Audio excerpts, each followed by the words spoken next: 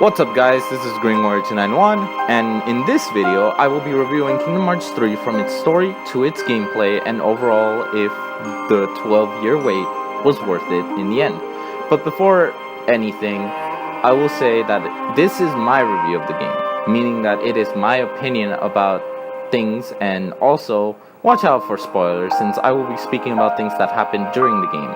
I would suggest before continuing this video to go play the game in either Xbox One or PS4, PlayStation 4, so you can form your own opinion before continuing this video. Unless you just want to watch this video and see my opinion, then please, go ahead. From this point on, I will assume that you have played the game or just want to watch the video for whatever reason. It's your own reason. Now let's get started with the first thing. And before that, I would like to make a mental note. This is off script. This is before DLC. So, I completed the game full 100% pre-DLC. I might make another video regarding DLC, but that's besides the case. Anyway, first things first, the gameplay.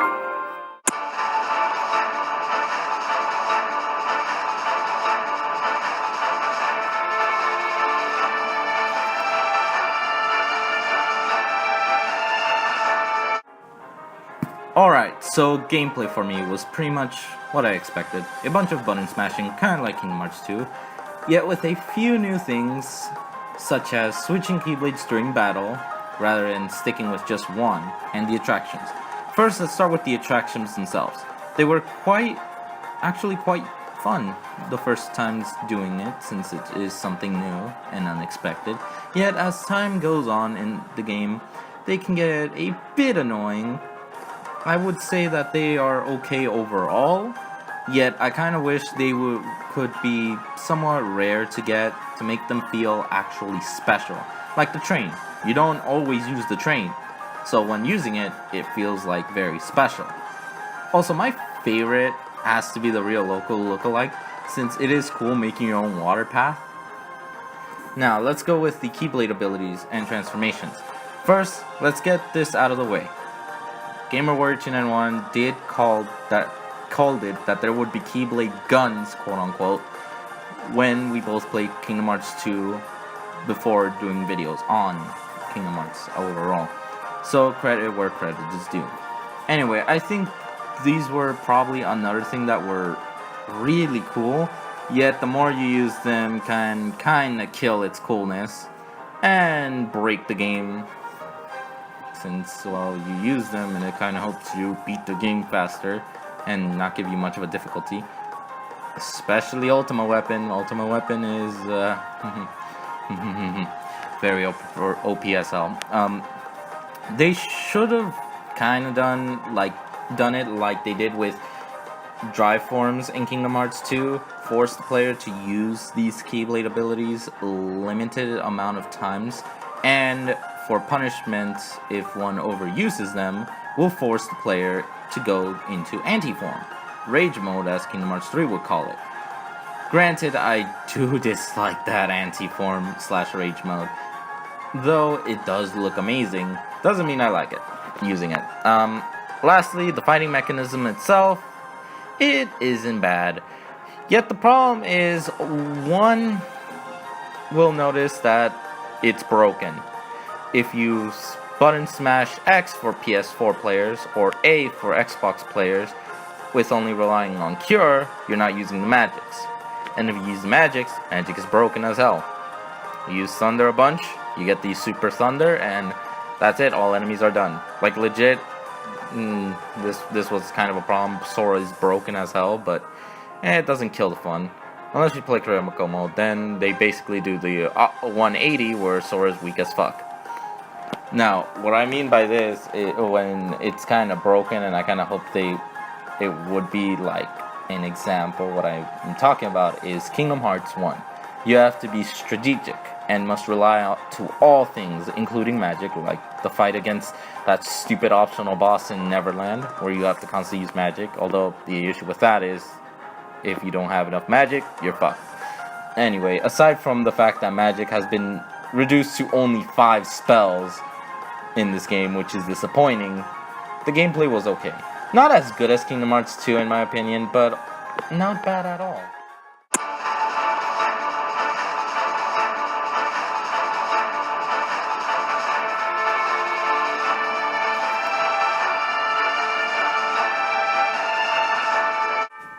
This will be the longest part of the video since I got a bunch of characters to go through, so I will pair them, like, for example, Lee and Kairi will be the new Keyblade wielders. That's just an example.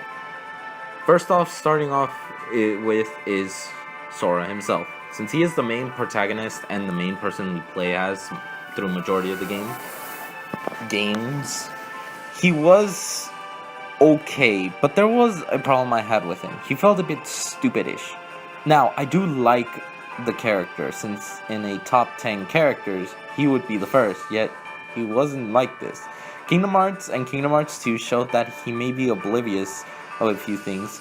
He still feels like a normal person that knows what he is doing. Not all the time, but he isn't as stubborn as he was in Kingdom Hearts 3. Kingdom Hearts 3 Sora is like Dream Drop Distance Sora, where he was a bit stubborn, but not that badly as Kingdom Hearts 3. The positive things about him is that he still felt like himself a bit of caring for people, and spoiler alert, when Kairi was killed by Xehanort, he showed true emotion of pain. He may be a happy character, yet he can still feel pain and a bit of anger like a normal human being. Another thing was the fact that everyone treated him like a weakling. Yes, I do know that he lost most of his strength thanks to Xehanort, yet he is like one who saved the world twice, without anyone showing him how to use the Keyblade.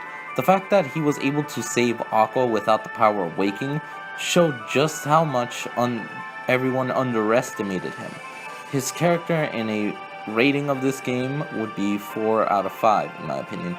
He is still a good character, just a few problems. Next character is Riku.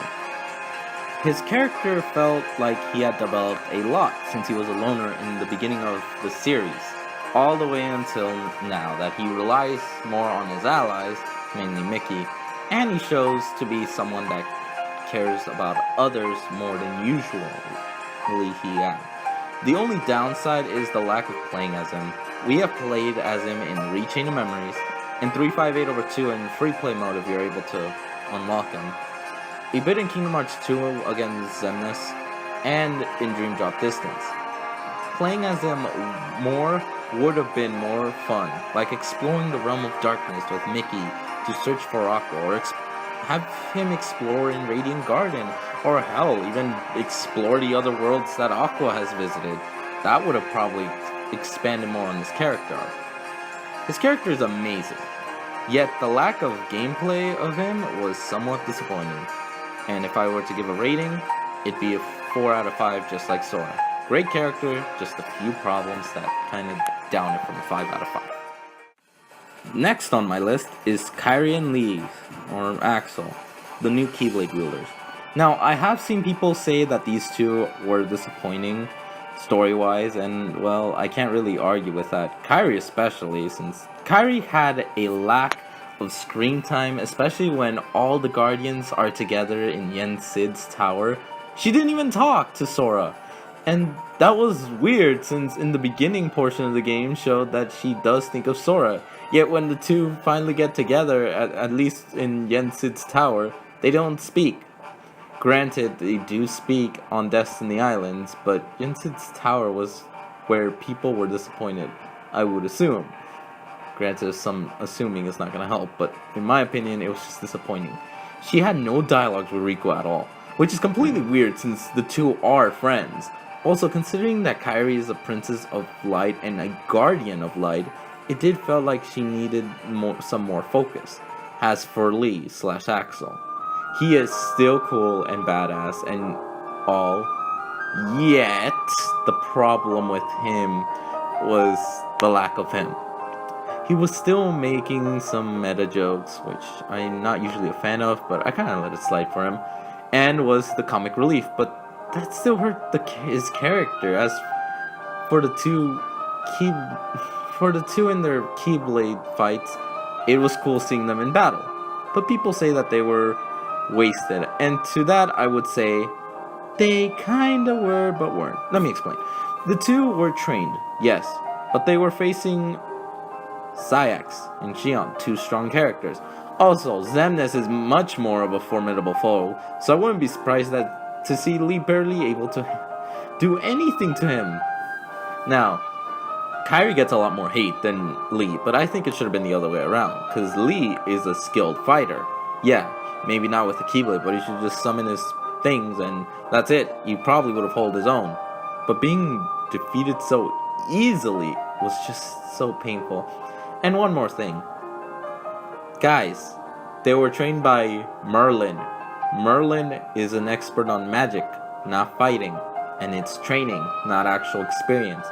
Sora, Riku, Aqua, all of them have had experience fighting big foes.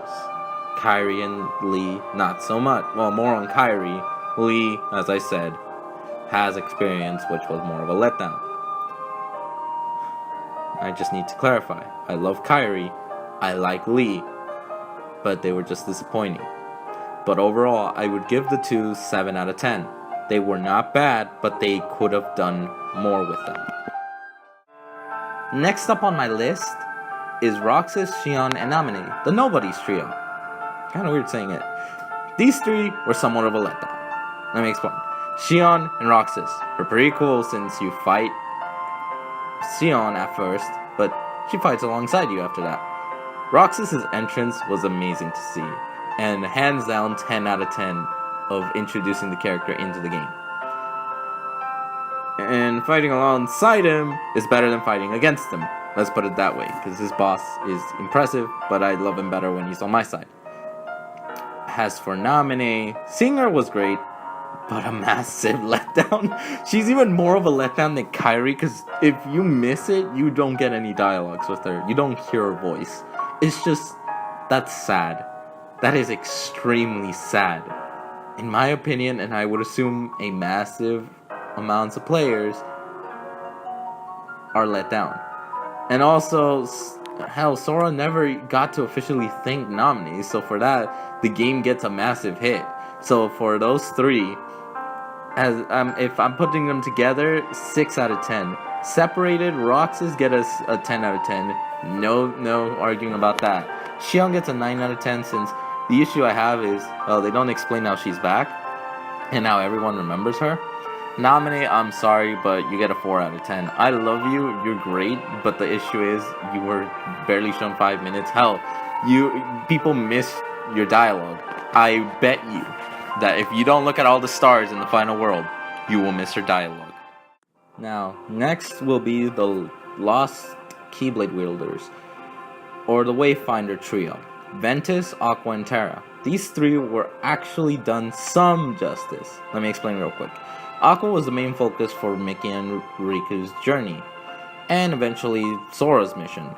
Once she was back with us, playing as her against Vanitus was a treat, and something I wish we had more, like, say, more fights with other characters on the Keyblade Graveyard.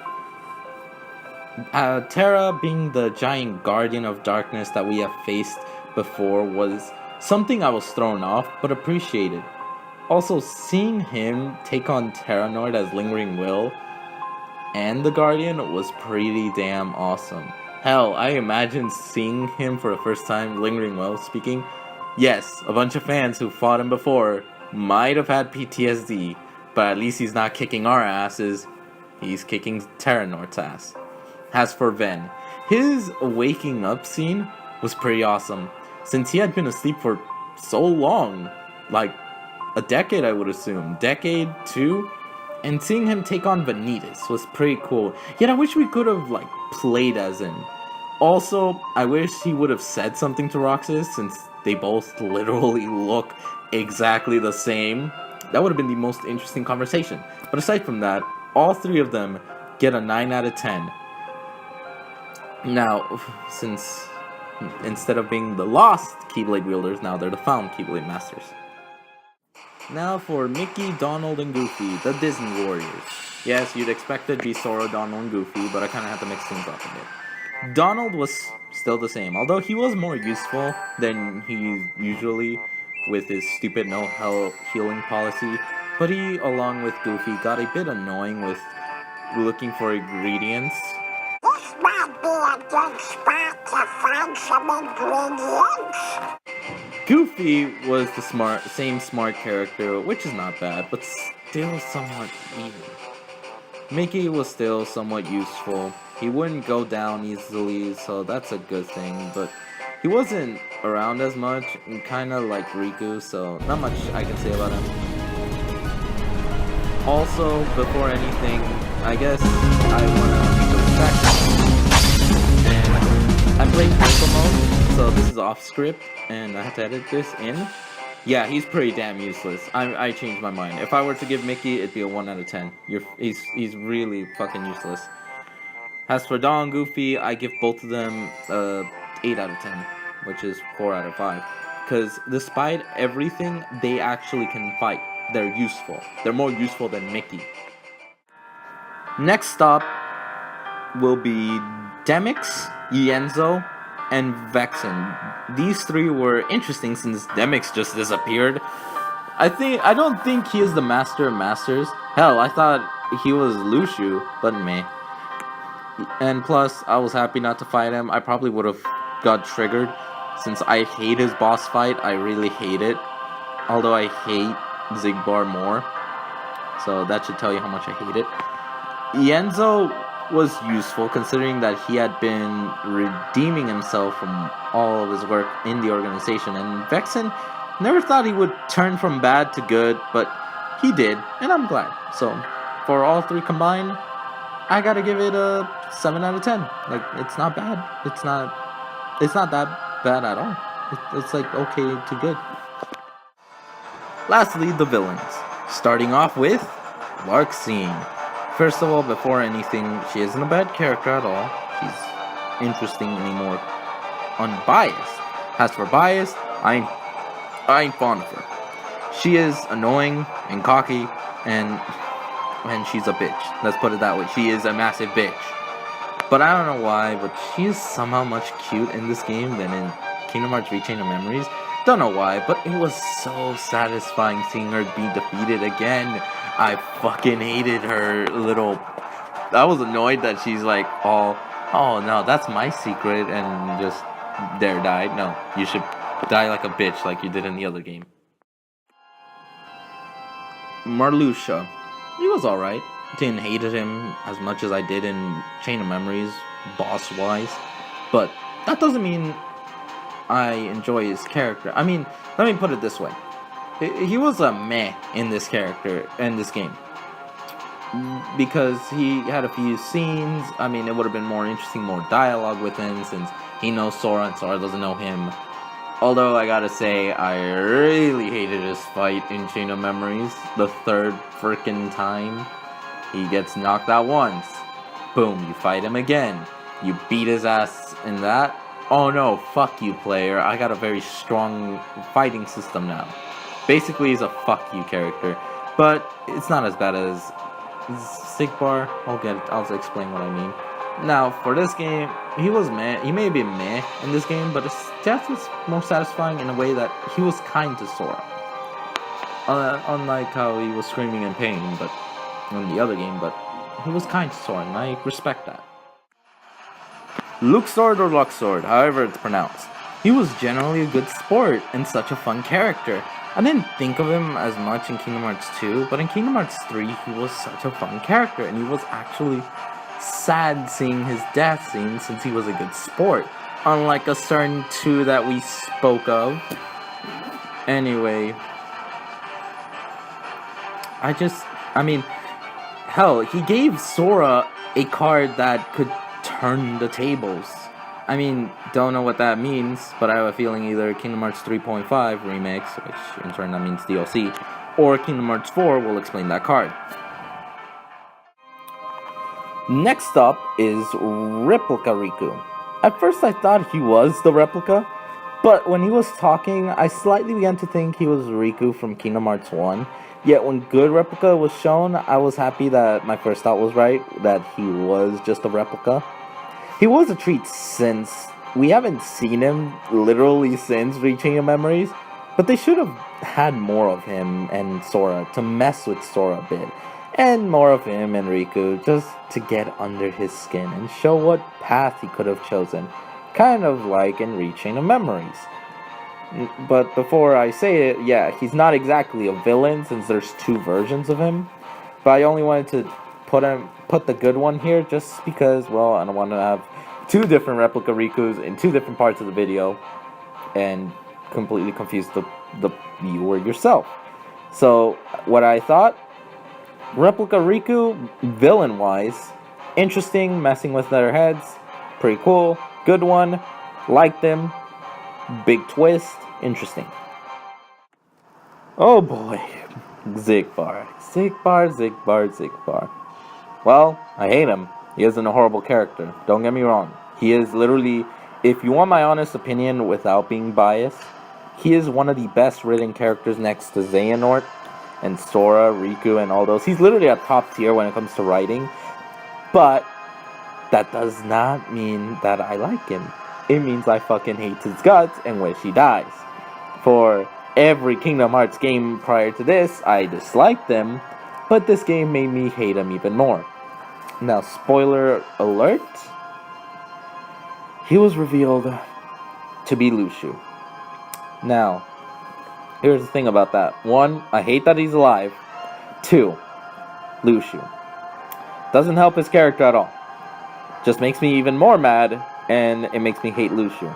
If you like Luxord, that's fine. That's literally fine. For me, I actually thought Luxord had when it comes down to Kingdom Hearts back cover, I was like, oh man, Luxord has the worst kind of thing, because he has to walk the path alone. He has no one he has to do this tough thing without anyone. But after seeing this, I'm like, you know what, Luxord, fuck you. You're not redeemable, and now I wish for your death even more. Vanitus. He actually, for me, felt even more threatening than in Birth by Sleep, and that's saying something. Because in Birth by Sleep, I'm like, oh, god damn it, he's just an annoying yet interesting character that I want to beat up. But in this one, he was intimidating and showed that he doesn't care about much, which makes him still a badass and an awesome side villain to take on. I mean, yeah, it was funny when he was thrown into many doors, but he was caught off guard. Everyone puts it like, oh, he's weak. Guys, he was caught off guard. Anyone can be strong, but if you're caught off guard, you're gonna get knocked down. Doesn't matter. Also, keep this in mind, because I have heard this argument, and I gotta put it here. Vanitus is not like the big focus like he was in Birth by Sleep. Yeah, he may look downgraded, but he's still the same him. Those who say they ruined him, shut up. Because he wasn't ruined. Hell, his death is like, I don't care if I die, I love the darkness. It didn't have some kind of, I am sorry, I want to redeem myself. Because that probably would have hurt the character. Badass, nothing else. Saix. He was hated in Kingdom Hearts 2 and 358/2. But I managed to sympathize with him in this game, which is impressive. Maybe Birth by Sleep might have made his character a bit tragic, but I love that he was back with Lee and the others at the end of the game in his human form. And it's just, I mean, he explains himself. I mean, he was jealous. He felt like he lost a friend. He had nothing. So yeah, obviously that might cause a person to just turn to the dark side, quote unquote. But it's just, his character felt natural. It felt good and redeemed. So for me, Saix, if I were to put a rate, 9 out of 10. Ansem, the Seeker of Darkness. His character, having been the first main villain to take on, was sad seeing him go, since he actually seemed like he wanted to do some good before Vexen stopped him so he can redeem himself. This showed something interesting for his character, showing that a villain can change until someone fucks it up. But hell, maybe that was some of Riku's influence affecting him for that brief moment. As a villain, it is sad to see him go. He legit was the best first villain in the entire series.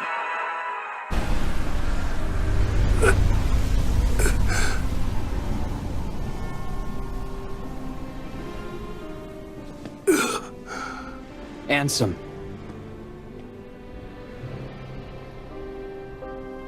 What a journey you and I have had. You know, it's strange. I think I'm gonna miss you. Your strength is vaster than darkness. I knew I never stood a chance. Part of me wanted to defy my fate. But when the others betrayed us, I found I did not care. And then, nothing else seemed to matter anymore. Ansem. What? It is time to move on, boy. There is more to seek.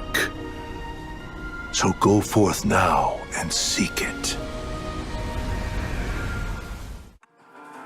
Xemnas, the leader of the first Organization 13. He was as threatening as he was when he was the big bad in Kingdom Hearts 2, not caring for his teammates and showing that he will get the job done himself if need be. Sadly, beating him was as satisfying as in Kingdom Hearts 2. Although in that one, it was just beat him up, try again, he keeps coming back. And this one, oof, he finally met his end.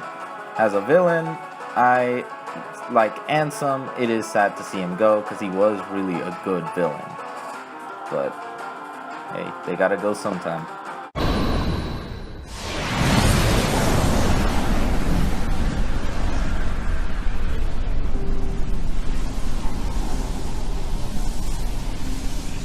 Bested yet again.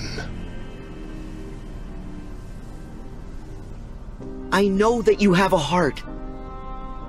What do you feel? Was it worth it?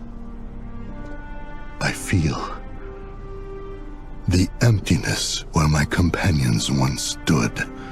I took them for granted. And now I have nothing. My first surge of emotion in years. For as long as I can remember, and its loneliness. Do you see? A heart is just pain. Pain is being human, Xemnas. Really? It must take incredible strength.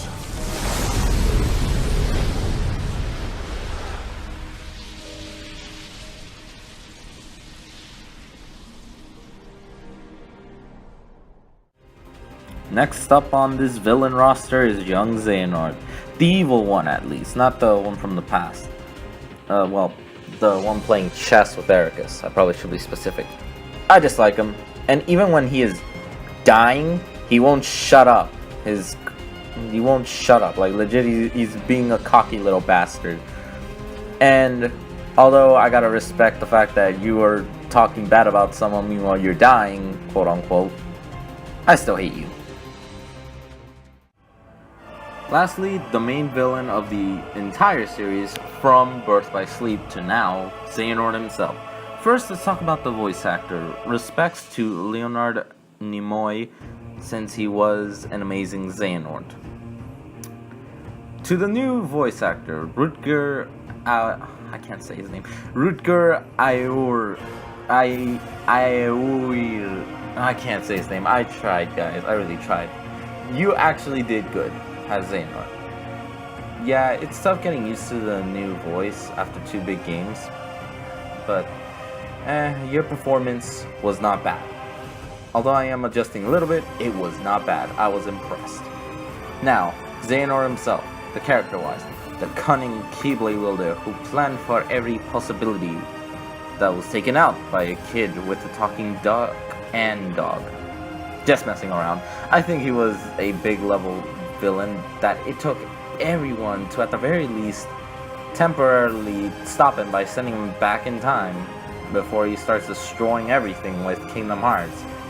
And it took everything from Sora, Donald, and Goofy to take him out.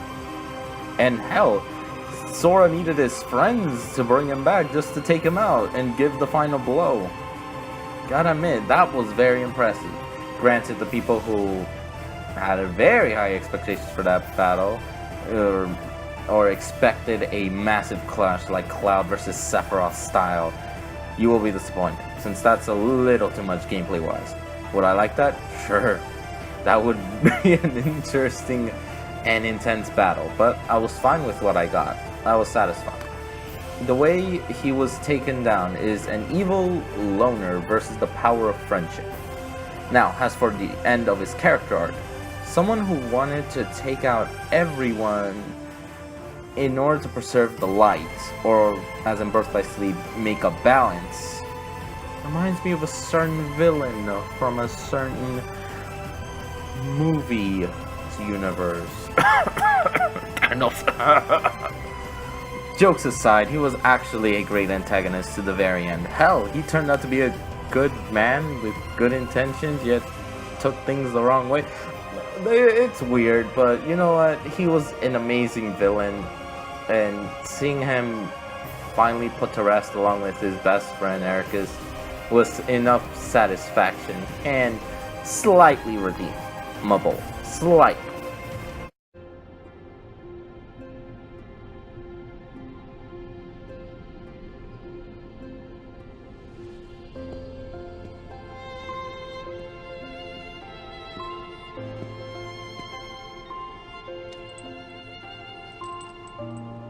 Very well done.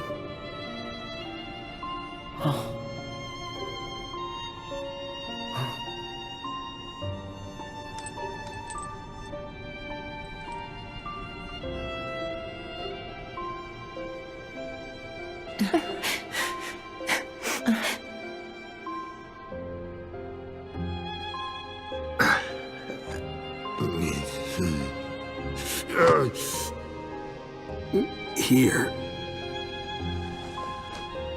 Ready, my friend? Yes.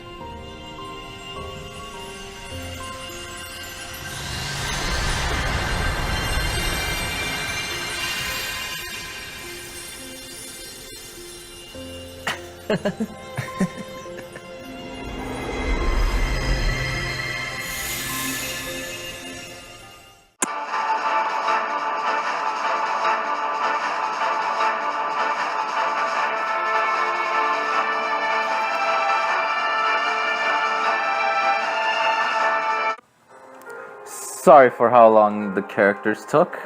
Now, let's go with the worlds. Honestly, they were okay. Well, almost all of them. First, let's deal with my least favorite, Arendelle, quote-unquote, Frozen. Look, I hated the world for two reasons. The plot and the singing.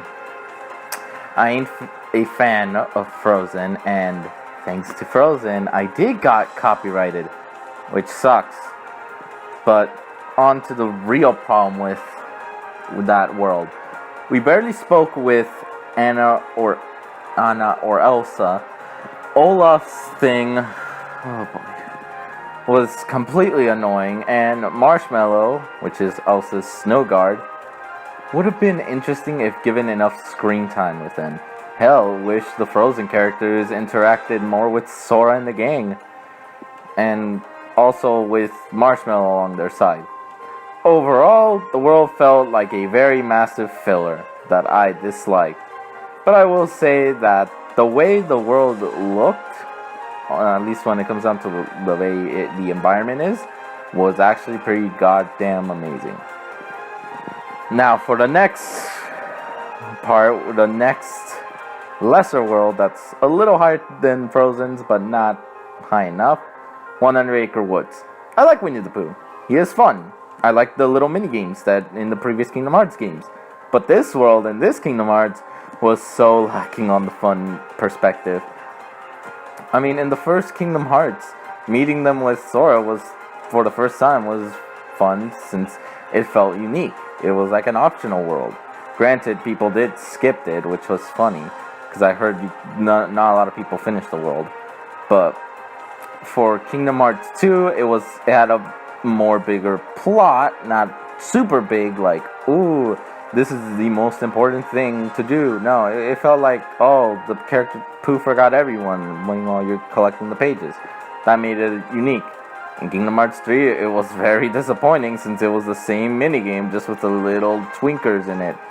And yes, I know Gamer Warrior, if you didn't hear him in the actual video, he was screaming his head off. But this is a Candy Crush ripoff. Yeah, I said it. Burn me on the stake, whatever, I don't give a damn. Anyway, next up, now this is not in a particular order of the best to worst or any of that. I'm just going to start off with what I can recall. Anyway, Tango and Pirates of the Caribbean were not bad since the world had a few interesting things like piloting an actual pirate ship when it came to Pirates in the Caribbean, or in case of Kingdom of Corona, which is Tangled, dancing. That was not bad, and even doing the stuff for Rapunzel was pretty neat.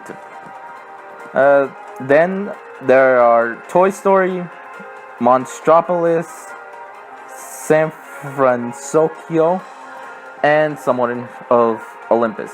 The reasons why I think those are like the most unique and better was because they had their own original story. They weren't following a specific plot from the movies. For example, Toy Story, well, Toy Box. It's probably taking place between Toy Story 1 and Toy Story 2. They're doing their own thing. Monstropolis, which is Monsters Inc. It takes place literally after it's doing its own thing. And San Francisco, which is Big Hero 6 continuation, it felt unique. Those who don't like those worlds, screw off. They're unique and original. So you can't get mad about that. Now, one thing I do want to address is, well, I did got annoyed on how Woody acted like Buzz and Buzz acted like Woody, since that is not how their personalities work. But I guess that's my only complaint when it comes down to that. Other than that, everything felt alright. At the end of the day, Kingdom Hearts 3's worlds were alright. They just needed a little more time with them.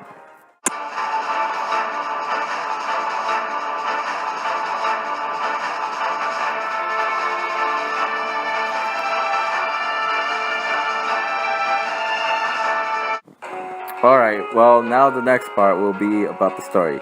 Now, I will say about the story is that it isn't that bad, as people would say. Like, it's a massive disappointment, but it isn't like super good. Like, wow, this is even better than every Kingdom Hearts game.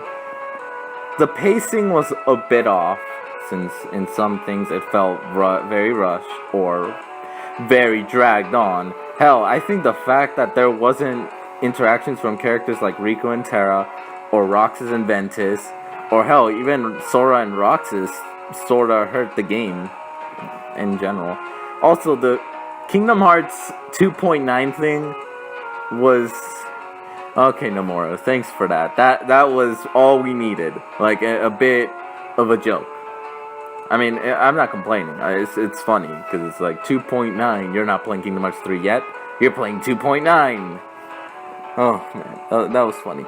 The plot should have... Okay, the plot itself should have added more of the whole 7 lights and 13 darknesses during the time in the world. Xehanort's appearance at the Keyblade Graveyard was fine, but I will say that they should have added a bit more onto the story, and now we gotta see if DLC is going to fix a few problems. Another thing I would like to point out is that they should have had more time with the worlds, like in Kingdom Hearts 2, where you can go back to them for more content. Would have made the game longer. Now, I am going to go on a little rant, but Kairi and Sora, they're both so perfect together as a couple, but why not let them be happy together? Like, at least one fucking kiss. One. Even if it is on the cheek, at least. A kiss. But we didn't get anything. And I was... Okay. Sorry about that. I was just left a bit annoyed, but hey, it's not like it won't ever happen, right?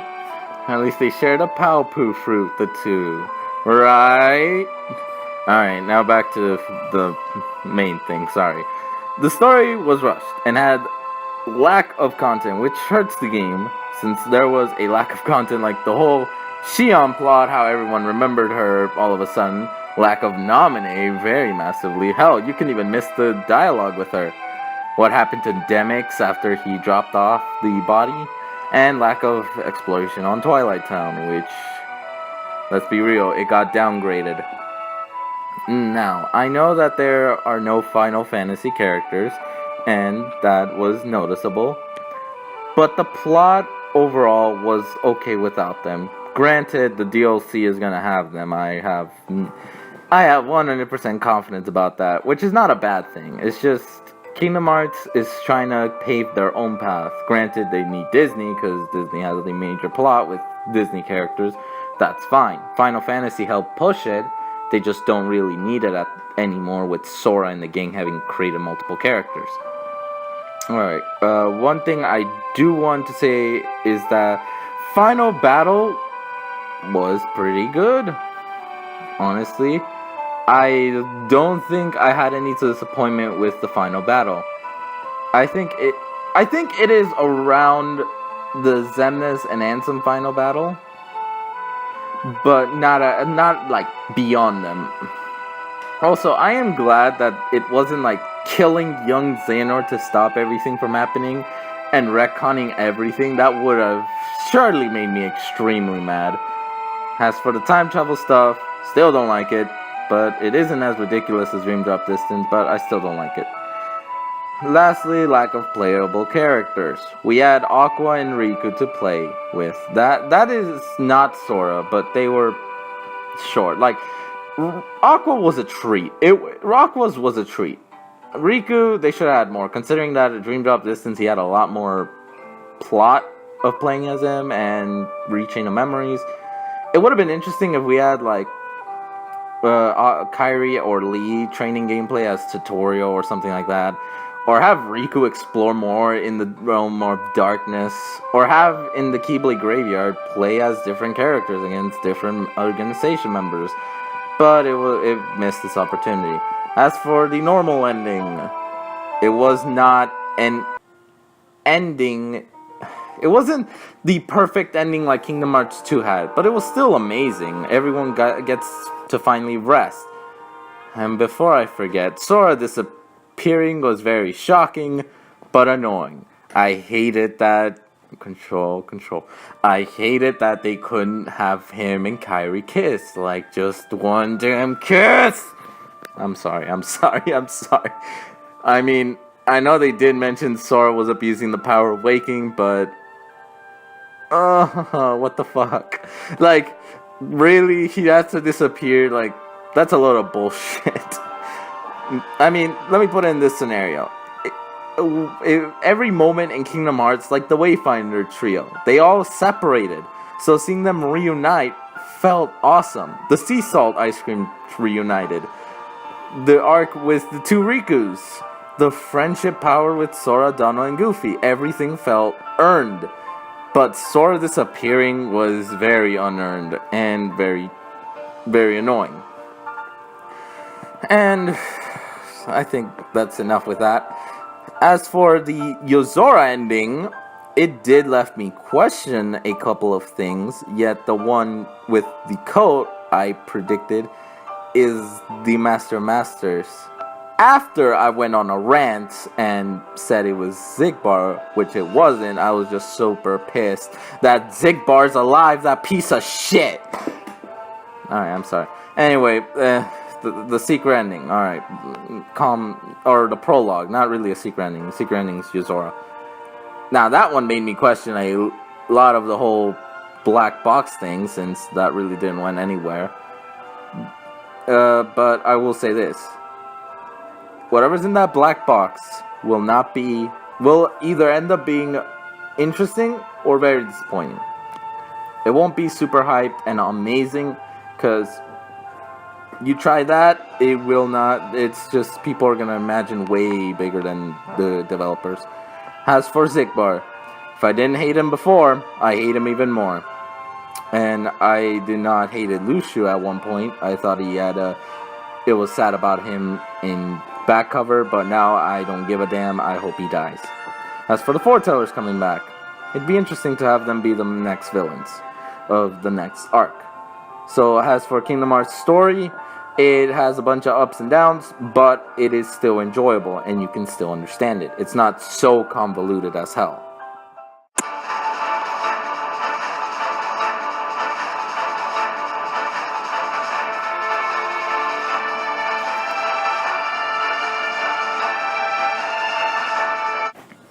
To conclude this review, I did like the story. It wasn't that bad. Maybe a few worlds did disappoint me, but it wasn't that bad at all. There may have been some problems, and we might need to wait for DLC. Cough, cough, supposed to be Kingdom Hearts 3 Final Mix, cough. Or Kingdom Hearts 4 in order to get some answers for left out questions, but overall, if I give a rating to this game, it'd be an 8.5 out of 10. Now that is my opinion, of course, and I would like to know what you all thought about the game in the comments down below.